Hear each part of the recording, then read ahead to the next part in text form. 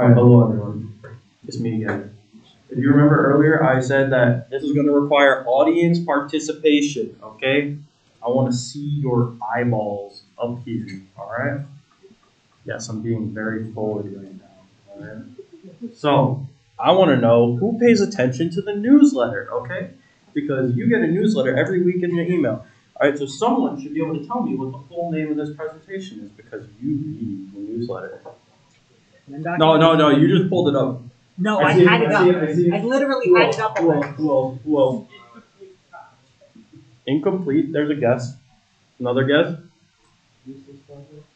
Useless? It's pretty good. Yeah. I had it up before you started. It is, an undocumented project is a worthless project. I realized last night, because I asked Kat about the project and she guessed useless, and I was like, that probably would have been like good alliteration or something. I don't know, man. It's useless project. Dog, what? How did that happen? I literally copy pasted the title from the Google form. Yeah, it's also Jeez. that way on our It's okay. I may have accidentally copy pasted it or something. That's also what it says on the stream because worthless wouldn't fit. So now it's useless project. Alright, so never mind. It's my bad. My mistake. Alright, this is a lesson in admitting when you make a mistake. Alright?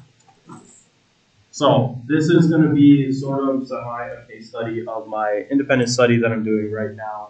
Definitely not a shameless plug whatsoever. We're kind of on that trend. So, this is what you saw earlier if you were here earlier.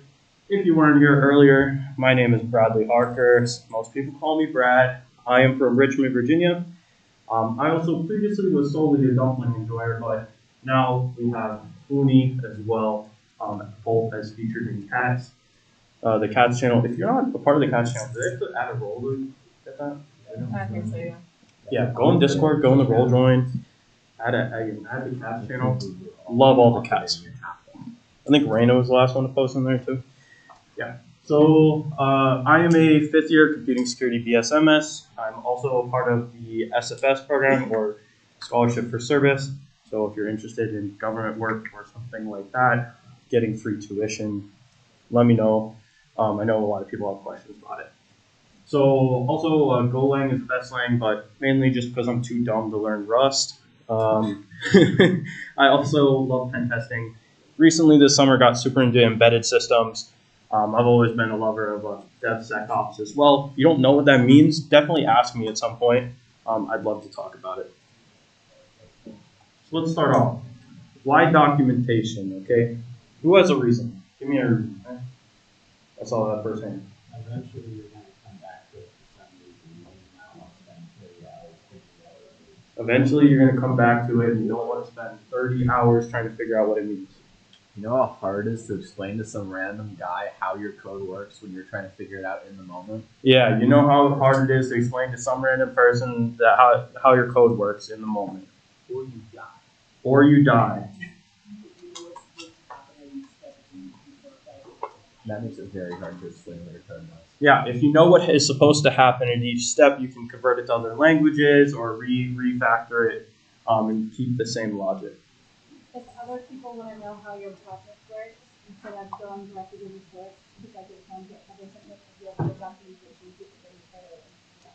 Yeah, if people want to know how it works when they're making their own tools and doing other things, they can just read your documentation, understand it all. It makes your boss happy. It makes your boss happy. Yeah, that is a lot of it. Ultimately, when you get into the workplace, you're going to be required to do documentation for pretty much every piece of code that you write.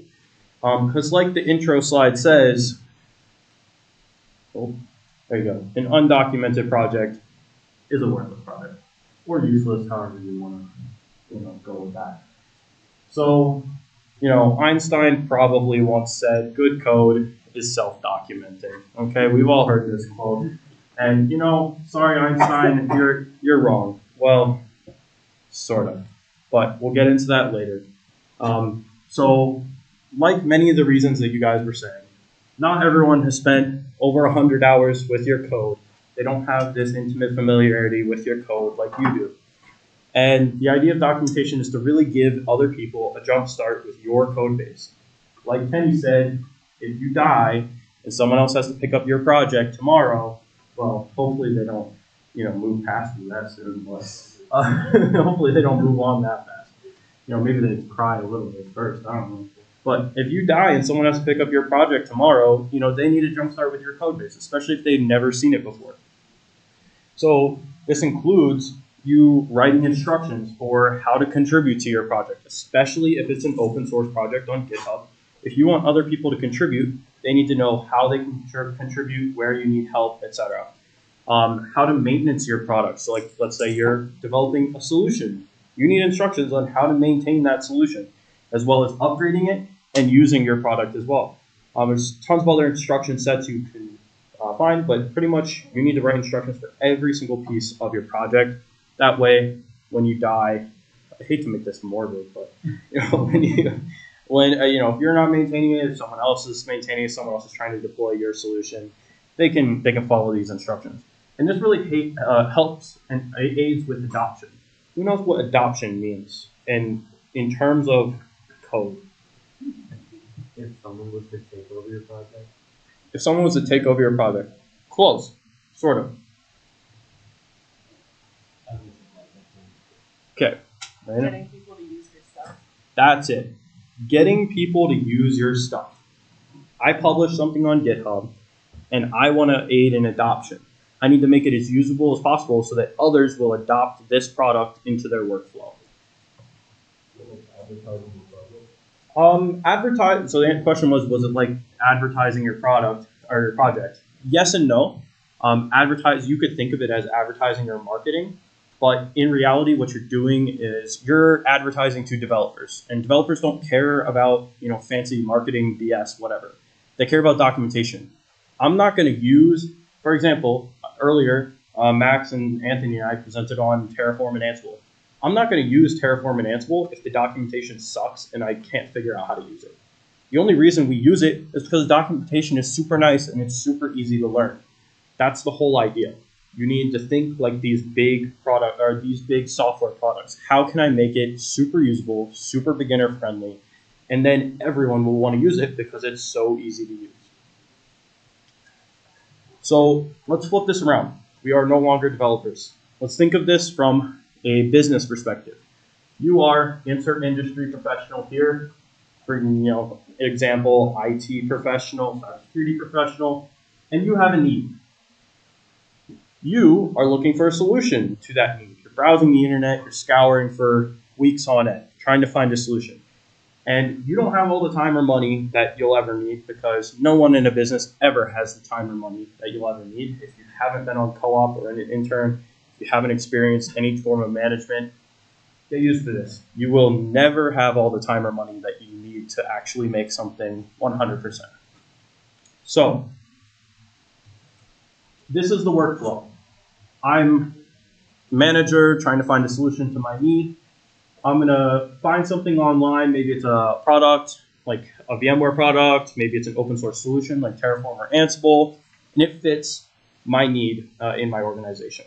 So next, I'm going to have to estimate how much is it going to cost us in terms of hours, right? I have 10 people on my team. Each of those people with that 10-person team, it's going to take us a week. So that's going to equate to 400 hours worth of work, right? 40-hour work week, 10 people, 400 hours worth of work. You know how much you pay all your employees, and to a company, that cuts into profits. So you need to understand that there is this cost of adoption, and this is directly correlated to how easy your product is to use.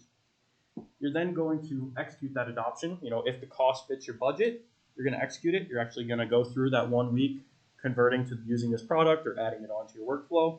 And then after that, not only are you going to have to deploy that, but forever, you're going to have to maintain this product. So what does the maintenance cost look like? Over time, over 10 years from now, how much will we have spent maintaining this application in terms of like work hours? How many hours a week are our employees going to need to mess with this product to keep it working? This is where your documentation helps. Literally every step of this process benefits from your documentation. Proposing a solution. This is just like Max said. The marketing, right? You are marketing your product to other professionals in your industry, trying to say, I am the solution to your problem. The cost of adoption, you're providing instructions on how to set it up. People know how long it takes them to do things, right? But if it's a new product, they don't know. So you need to break it down in terms of things that they know how to do so they can estimate that cost. Executing the adoption, you have instructions for deployment. You have instructions on how to set everything up. Makes it super easy. Maintaining the solution, you have upgrade instructions, you have maintenance, you have troubleshooting. You have all of these different guides available to help lower the cost everywhere here so that it looks way better to a business. Is everyone following from a business perspective here? Nods, yeah? Yeah? Anyone have a question? Okay. Yeah.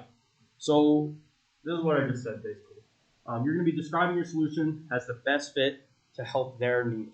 You're going to provide deployment instructions, help during that actual execution, and then troubleshooting, upgrade, maintenance, guides, and instructions for after the fact when they need to maintain this product for the next 10 years. So let's talk about a little bit about like different types of documentation. So I'm breaking it down to two different types here. And I want to say that this presentation is by no means like an end-all be-all on every type of documentation ever.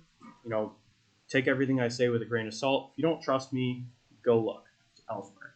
I promise. This is everywhere. So with in-code documentation, this is things like comments and whatnot. It's going to be mixed in with your code. This is going to help developers understand your code. Standalone documentation is going to live next to your code or be self-hosted, like completely separate from your code. So in-code documentation, this is like documenting things like code logic. This if statement does this function does this. Whereas standalone documentation is going to be talking about this is what my project is. This is how you deploy my project. Instructions for any of those things we previously discussed. The primary target audience for in-code documentation is going to be developers, contributors, people who want to work with the actual code of your solution, especially if this is an open source product. But technically, this can be internal documentation for closed source products. People on your team who want to help you out need to understand what you're doing. And then standalone documentation is really designed to help the end user. Whether that be an internal tool and the end user is people within your company, or whether it be an open source tool or published tool, and this documentation will help the people who are either purchasing or using your solution. So examples, in-code documentation, this is like comments and doc strings, whereas standalone documentation, this is like your markdown files, your web-based documentation, and more. And according to Kat last night, in-code documentation is not as pretty, and standalone documentation is prettier and colorful. So there you go, words to live by right there. So what is a good in-code documentation? Well, thanks Einstein. Let's look at this quote again. Good code is self-documenting. Well, we're coming back to it because really what this means, is not actually, all you need is the code. Good self-documenting code is really all about how you write your code in order to make it easier to work with. So this is things like self-describing variable names. I'm not going to name my variable cheeseburger, right? Like literally this is something that I went through. I did robotics in high school. I was looking at code from previous years. I was trying to learn how to do robotics code. There was a PID loop, if you know what that means. And the previous programmer had named one of his variable names cheeseburger, and I had no clue what it meant. And I didn't really understand PID loops, so it didn't really help at all. So don't name your variables cheeseburger unless it literally is representing a cheeseburger, please. I don't know if you're writing some like McDonald's menu or something, but maybe you are. Name it something relevant, self-describing, right? If I'm storing the total cost of an item, I'm going to say item total cost. I'm going to name it something reasonable. Be reasonable. So that way, if someone has never looked at your code, they look at a variable, they know exactly what that value is storing with it. You should have short comments describing your logic. It is so often that I do this where I will write an if statement wrong. I will invert the logic or I'll miss some parentheses, right? But what I want to do is before I even type the if statement, I want to write a short comment saying, if this, then that. Just like in English or whatever language you code in. I've seen some weird pictures. But yeah, you want to write a short comment describing the logic. This same thing applies to loops. Describe the logic you want before you actually write the code. That way, when you do make a logic error, you can go back and catch it, or someone else can read and say, "Oh, you were trying to do this, but your and or your or is messed up here," and they can help you learn. And the next thing is one-liners aren't always best.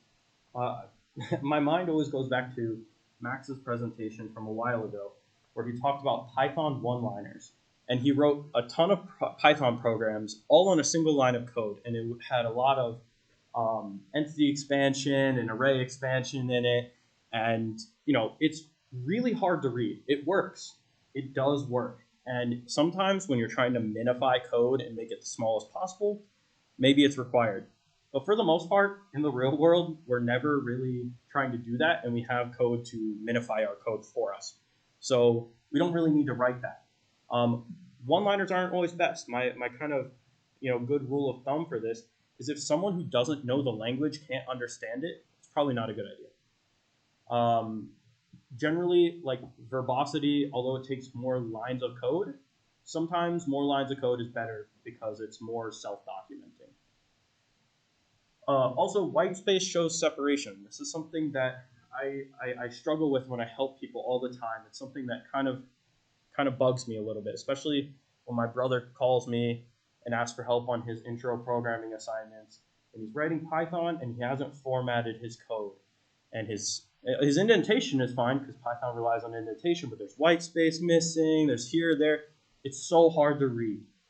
White space shows logical separation. Break up your small components, right? I should have white space followed by a short comment describing the logic, followed by a few lines of that logic, followed by more white space. Group your lines of code together based upon their logic and surround it with white space. It is so much easier to read, I promise. Do you have a question? I will show examples, I promise. I will show examples of white space separation. Another thing is good error messages. This is super important. I see it all the time where you'll just print the straight error message, right? I know in Go, like it's a super big thing where you return error. Always wrap your error in a format.errorf, because what happens is when you get that error on the command line, you can't go search for what line caused it. You have no idea where it came from unless you know your code that well. But when you write a custom good self-describing error message, you can then go search your code base for the exact line that caused that error. And even then, when other people are using your code and they run into errors, they send it to you. Even if they don't send it to you, it's a pretty good error message and they can actually understand the error that's happening. I remember when I was first learning Go, I was talking to you about error messages, and I was pulling from some documentation on a website that had a print error function, and having that pretty crappy template for every error that I needed to print. It wasn't descriptive enough to explain every error individually. Yep. And it helped me out. Yeah, Chase was saying that it really helped him when he was learning Go, especially to kind of introduce these custom, really good error messages. It'll help you in your debugging. You will spend way less time chasing down those weird race conditions, I promise. Lastly, function docstrings. This is something that you're probably required to do for your intro programming class, but it is honestly so beneficial, especially if this is designed as a library that you're publishing and someone else has to import and use your code. Function docstrings are amazing. So here's an example from my independent study. There is some logic blocks here separated by white space, like you were saying before. So the first logic block, we're going to ignore some of the setup things at the front. I mean, there's printing the logo. I have a little ASCII art in there. We're setting up context that's irrelevant. It's all very Go specific. But let's look at the logic here. We have a block of logic started by a short comment describing the logic. Parse the config path from command line arms. That's our goal. I write that before I even type any code. Then I go type the code. It's 3 lines, right? Multiple lines grouped into a single group because of the white space, right? You don't need to comment on every single line. It's not super important as long as the logic is described. And then that way, if you don't know what this is, you can still kind of read it. If you don't know Go, if you don't know what I'm doing here, you can still understand the intention based upon the comment, and you can see sort of how I'm accomplishing it and maybe where things are going, maybe. Another thing is self-describing variable names. Line 30, I'm not naming my server cheeseburger, okay? I'm not naming it C or S, right? I'm naming it cable server, okay? Because that is what it is. I'm calling the new server, and what is it returning? It's returning the cable server. So let's have self-describing variable names. Another thing I kind of forgot to mention, but don't mix casing. So you'll notice everything here I'm using is camel case. Typically in Golang, camel case is the standard. Python, snake case is the standard. Honestly, it doesn't matter. As long as you pick one and stick with it within the project, don't mix it within the project. You can mix it between projects. So this project can use one, another project can use another. That's okay. Just pick one, stick with it. It'll make everything so much better, I promise. But you can see there are logical chunks here, split up into like groups of code that accomplish different things. Does anyone have any questions about this? Hearing none? Cool. All right, audience participation. Can I borrow your charger, man? I think my laptop's going to die. Sorry, Zoom is like murdering my battery right now. Audience participation time. So this is where you have to point out to me what are the good practices I'm following in this screenshot. Who's first?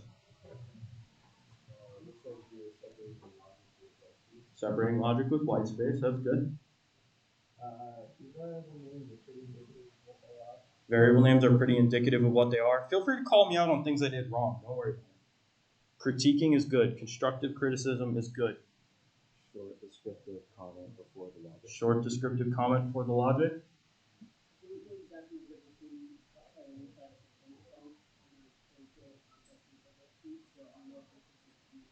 So that's a good point. Kyle said he doesn't understand the inside and outside of the Go funk, and so this is good because Kyle, do you know Golang? So Kyle says he doesn't know Golang not well. Not a problem. But this is why I say it's good to get people who don't know the language to understand your code. Because I'm missing, I infer that, someone reading this is going to understand Go. But if they don't understand Go, they have no idea what logic I'm accomplishing here. Because this is something called a Go routine, and that's not something that everyone knows about. So that's good. I should probably put a comment saying setting up an anonymous Go routine there. I saw a hand over here.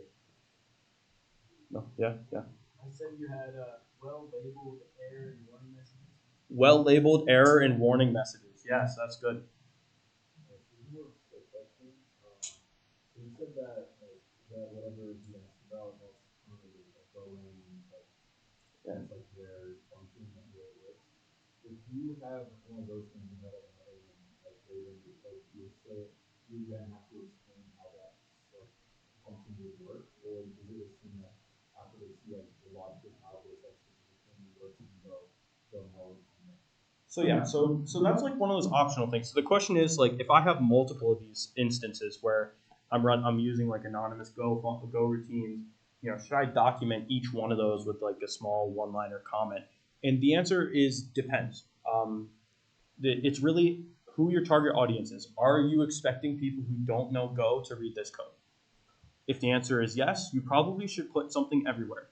And this is not like your academic papers where the first time you have to write out the citation and everywhere else you can use, or like abbreviation, sorry.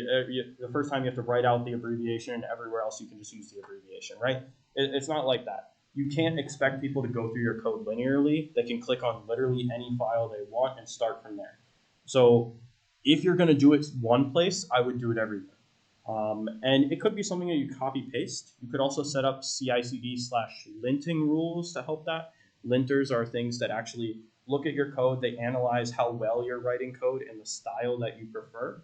I guarantee you there is a way to set up linting rules for that. So you can detect whenever I use Go func, expect this same comment above everywhere.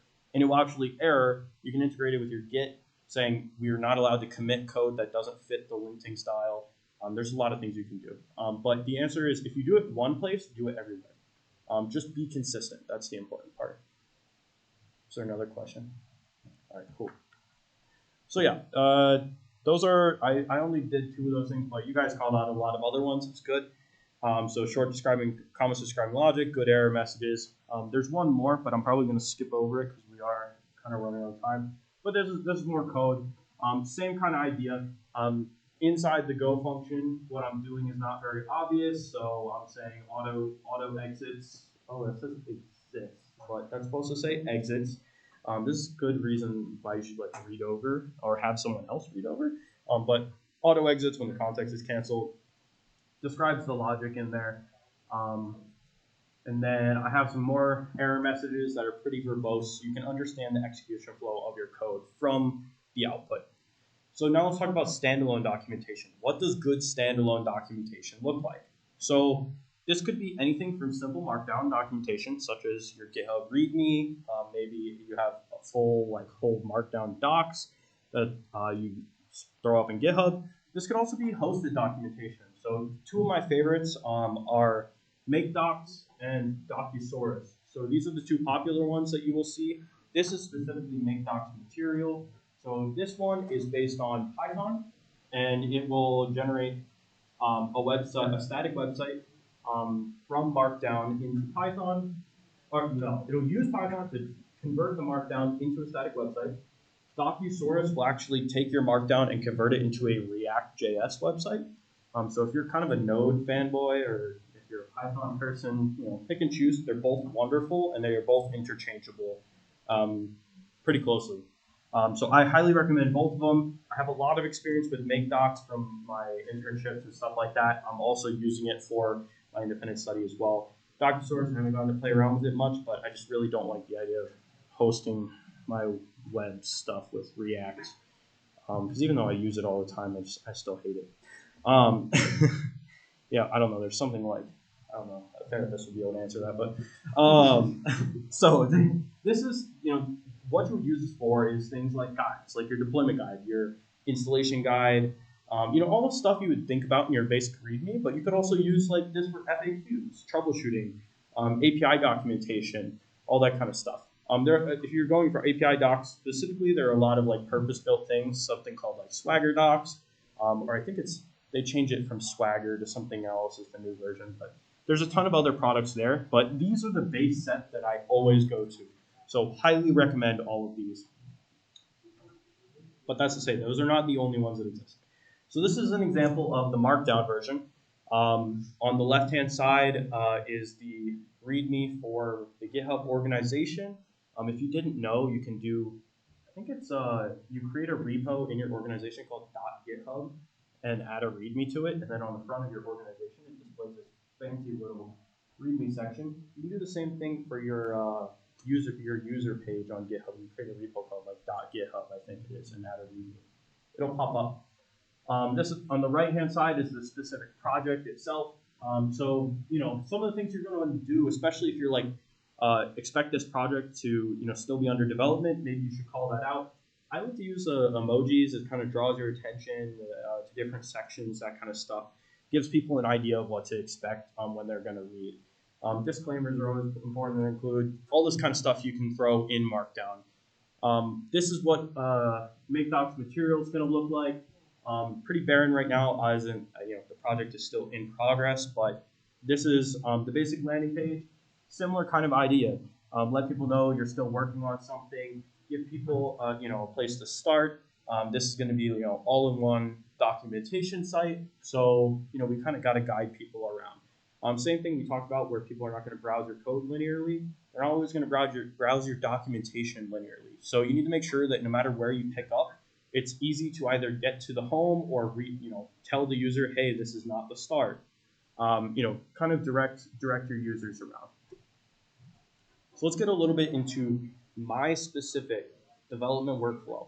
This is how to go from zero code to code plus documentation, okay? And I can't say that I always 100% follow this, but this is my intention. Whenever I sit down to develop, this is how I typically do it.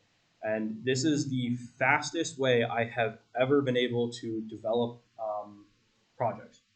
I know people spend hours on end trying to get a project done. At the end of it, you have no documentation and it's really hard. It's a really big drag to try and document it after the fact. So let's take a look. Before you ever touch code, this means before you ever open VS Code, well, unless you're writing Markdown, you're going to break the project into pieces. Okay? This is step one of my process. Especially when you have a really big scope project, you need to break each of these projects into logical components. Okay? Small logical units.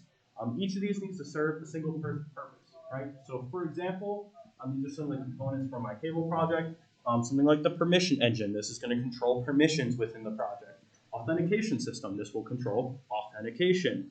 Providers or something specific. You can go read the documentation if you want to learn more about that. But we're breaking it up into small logical units. For example, Git integration, provider code. I also have something called blueprints that get parsed and templated. So we're breaking it up into small logical units of the project itself. Next, each of these components, you want to describe the end result. What do I want this thing to do? Now, this doesn't have to be final, right? This can evolve over time. But right now, what do you want it to do? What's the intention? And what's the intention and intended logic of this component? This really helps you when it comes to something called scope creep. Does anyone know what scope creep is? I think you were first. Basically, where you have an end goal and you keep adding more and more things onto it, so you never finish. Yeah, when you have an end goal, you keep adding more and more things onto it, so you never finish, right? This is what is super important, and I meant to actually bold that, but scope creep is something that happens to all of us, right? We have a project, we don't set our expectations originally, so we're just like, oh yeah, I'll add this feature, add this feature, add this feature. It's never done, right? It's a never-ending project. So if you write this first, remember, we haven't written a single piece of code, okay? I'm doing all this in Notion. I haven't even opened VS Code at this point, okay? You can do it wherever, Google Docs, text editor, I don't care, right? It doesn't matter. You're not writing code yet. You're trying to define the scope of this component. What is this going to do? And I'm going to stay within those lines. You may have to adjust it later. Like I said, this is not final. This is not a strict process you have to follow, but this is a good thing. So, for example, in all the components, I like to include a high-level overview of what this component is, and then some random notes. These are like thoughts that I have about the component. Maybe I'm thinking one day, I'm like, oh, this would be a really good thing to have in this component. I'll jot down some notes, right? This can be literally anything, but random notes, thoughts, etc. Do you have a question? Okay. Step 3, track your progress, okay? So you've kind of started writing code, doing whatever. We'll talk about that in a minute. But this is kind of, during the code writing process, you're going to want to write down any idiosyncrasies. Does anyone not know what idiosyncrasies are? Idiosyncrasies are like weird quirks that happen with your code. Maybe, oh, you can't call this function with this or else the entire program crashes, right? Write down those things. Write down those weird things that are happening with your code, because I guarantee you in a month, you're going to have the same exact issue. You're like, oh, how did I solve that? How did I solve that? I can't remember. Write those down. All right. Document any issues that come up. Maybe you're hitting a wall and you can't figure it out. Write down the issue. Stop working on it. Come back to it later. Okay. You've written down the issue, so that way if it comes up again later, you'll have a solution. And now you've written it down, so that when you do come back to it later, you remember what the issue was. You're also going to track your overall progress. So a good thing I like to have is like a roadmap of all the features that I outlined in the beginning. Like I said, this is not final when you write it. You can keep adding things to it, but try and limit because of scope creep. And you have a checklist for yourself, right? You now have a checklist for yourself on how can I define when this component is done? How can I be satisfied that this is 100% where I'm happy with, letting this be released? So those are a few sections. Implementation details, those are the specifics, like the idiosyncrasies, procedures that you need to follow, that kind of stuff. This will aid you when you go to write documentation later, how to actually use this component of the project. Issues and challenges, random things that come up. Like I said, maybe you're running into a brick wall. Write those down. This will also help you when you're trying to help others or yourself later, as well as a roadmap. Make sure not only you have some sort of task list, but you also leave no feature behind. It's so often that I'll think I'm done and I'm like, oh, wait, I forgot to add this. And now you got to go back and add it. So generate a roadmap for yourself so you don't forget anything. All right, coding time. Step 1 in my development process. Start with a small POC. Who knows what POC is? Someone who hasn't been answering questions already. Proof of concept, perfect. So start with a small proof of concept. What does this look like? It looks like random scripts in your folder. I typically like to use like a dev folder, and then I git ignore this file, so that way none of this ever makes it into Git, because I'm gonna statically write in API keys. I'm gonna do all the bad things in this, all right? Because I don't care about best practices in my dev folder. I don't know about you, but when I'm working on a POC, all I want is to get it working. All I care about is making that pure logic work. Because I am trying to validate, I'm not trying to validate the implementation details. I'm trying to validate my logic when it comes to development. So usually, for me, this is one massive function. It's just one main function with all of the logic. If I want to skip something or write multiple logic, I literally just comment out that part of the function. I just one massive function, let my stream of consciousness go, and try and get the features that I want. Once you're done with one feature, comment it out, start working on the next one, right? Now you can write little notes to yourself in there, but honestly, I typically never comment my dev folder, nothing like that. There's not much documentation. You're really just focusing on getting the code working, getting the logic that you want to work.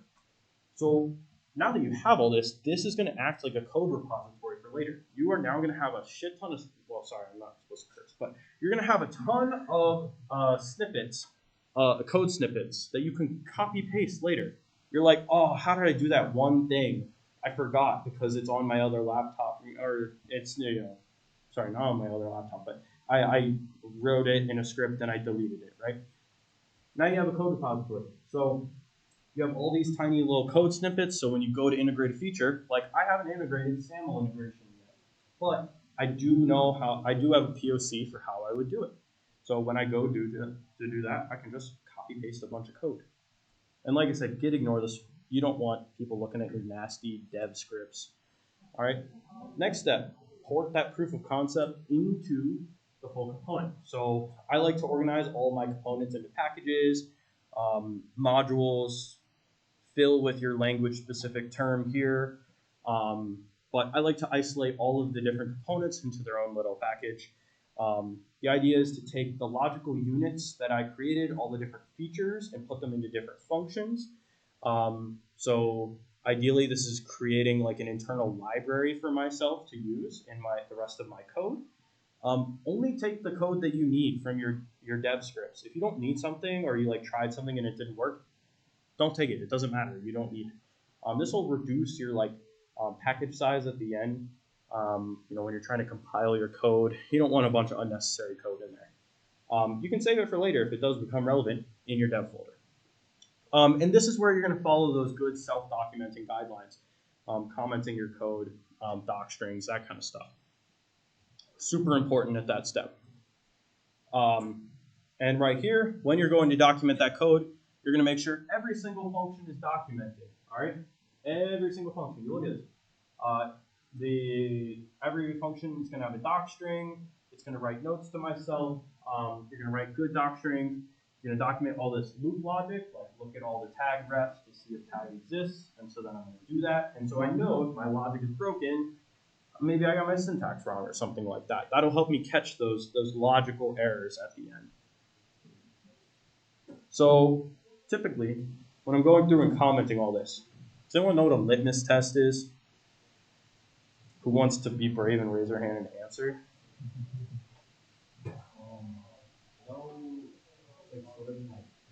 It's in chemistry.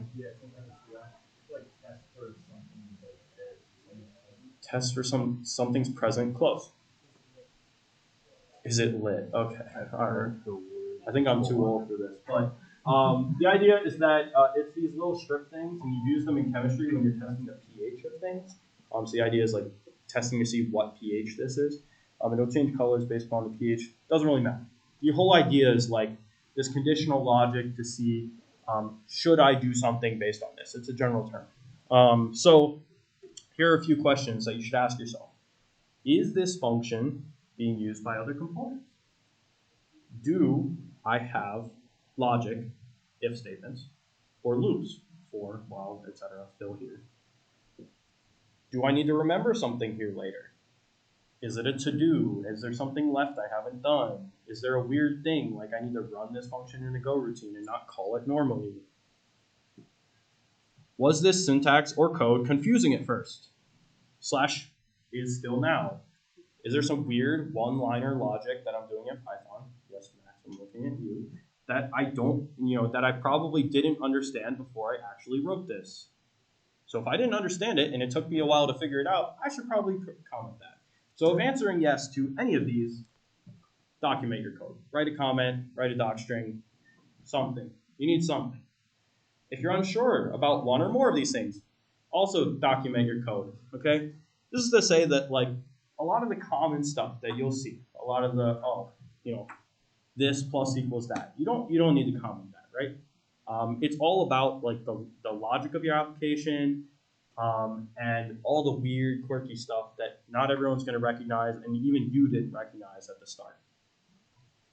So here's some tips for the standalone documentation, not just comments. Once you're done with your project, and maybe you're doing this once you're done with your component. I typically like, after I've finished the component, I like to document the component.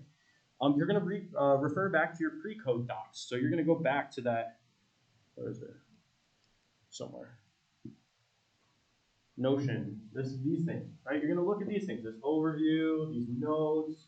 You're going to look at all these implementation details, and then you say, oh, this function is blocking. Do not call it unless it's in its own thread, like something like that. You're going to look at all these notes, and you're going to go and you're going to make that look really nice in either a markdown.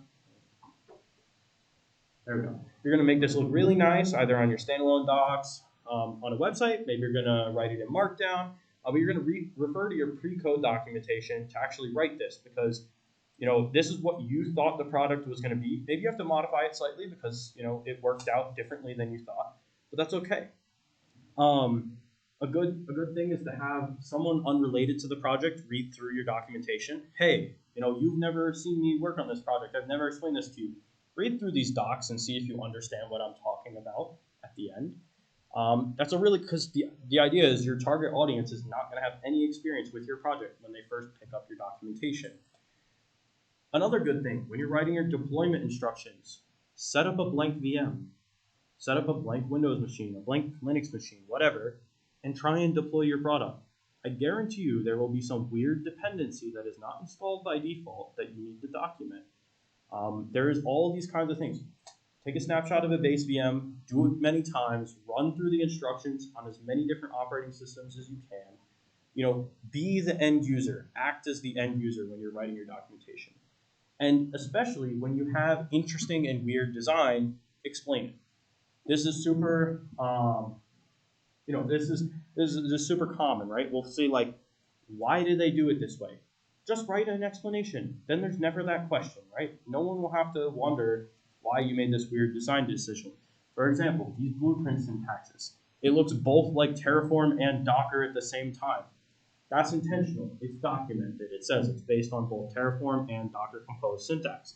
So there's all these weird design decisions. Document them. Make sure they're known. It's not something to shy away from. Just understand, people may criticize your design decisions, but as long as you show that they're intentional and not accidental, people will understand why. And maybe even they'll help you find a better way. But, of course, this is just my way of doing things. Everyone has their own way of doing things, right? You may find that your mileage may vary on all of these tips and tricks that I'm giving you. Maybe it doesn't work. Find what works for you, all right? Experiment. If you're, slamming code down and you're just, running through it and trying to get it done every single time, I highly encourage you to just try one thing differently. If you pick one thing out of this presentation and try it, I will be so happy, okay? All right, I'm just trying to get, especially for those of you who are on red team, okay? Trust me, after you graduate, no one's going to use your project if it's not documented. No one. I guarantee you. My project, dead, hasn't been deployed forever because the docs is a single readme, okay? If I had full standalone documentation, that would be beauty, okay? I heard there's a little project going on called Realm, a quick shout out. I think Kyle Corretto is on that and some other people. Some big RITSEC alumni are contributing to this project. I just saw Joe pull up the documentation, full hosted documentation, just like this, beauty. Everyone's gonna want to use it, okay? Pick something, try and integrate it to your workflow. Over time, maybe you follow my identical workflow. I don't know. It will be slower. I'm not saying that your way of slamming code down and getting it to work is not fast. It is fast. But then when you go to document that at the end, or if you don't document it, it ends up being useless or worthless, right? An undocumented project is a worthless project. That is the whole point. Write your docs as you could write code. Follow these good practices, and everyone will want to use your project in the future. Promise. Any questions? Sort of.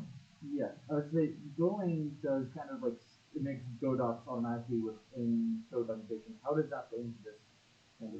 So the question was, how does that fall into this? Because Go docs or Go writes Go docs into their code, sort of. The answer is it sort of does. I have code that's published on GitHub right now. I tried to test to see if I could fetch it through like the package.go.dev or something. What's that? Yeah. I tried to see if the Go docs would generate automatically, and they don't. You do have to write them. It'll pull your function doc strings and stuff automatically, but like the main documentation, you got to be intentional with it. So that's for pretty much every language out there. If you're writing Python, make docs is great because it'll integrate great with Python. I use something called make docs doc strings, and it will actually pull all your module doc strings and your function doc strings into your make docs website automatically. Great for like low level API documentation if you want to document like a class and all its functions in a hosted docs way. Pretty much there's going to be an equivalent for any language out there. But honestly, in my opinion, the best documentation is the handwritten stuff. The automated documentation just never fully comes to fruition the same way. You can mix the two. I worked on a project over the summer, and during my internship, I wrote handwritten documentation, and then I had a tab called API docs, and all that was auto-generated, pulled from the doc strings, everything like that. That was the low-level stuff, but all the other stuff handwritten. Any other questions? No? I know I'm like 15 minutes over time. Thank you for staying.